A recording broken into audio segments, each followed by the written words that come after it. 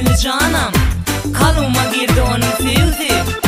Dünyada men dünyasını süyen mayıl ettiler edine beni.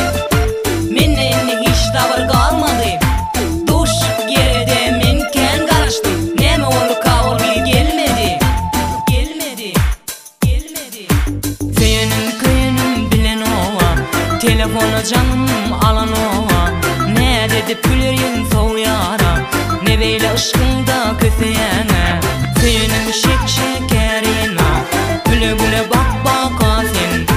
Doyalım men sen nerede, gele gele sen yanıma gel. Yakma da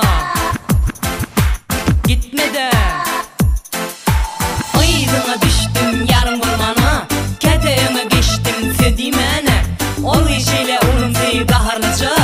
Yok diye dinlemez hiç kim. Vardır o yiğidi duyulsi, yönü yürüğünde çın sevsi.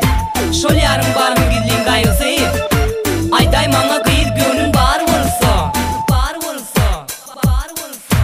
Senin köyünün bilen ova, telefona canım alan ova.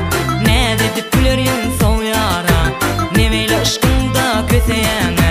Senin şekerine güle güle bak baka sen. Doyabilmen sen nerede, gele gele sen yanıma gel.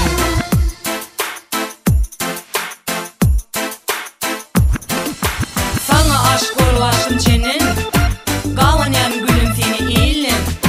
Seni sevdi ışığına düştüm, neme his kösep sevdim almayam.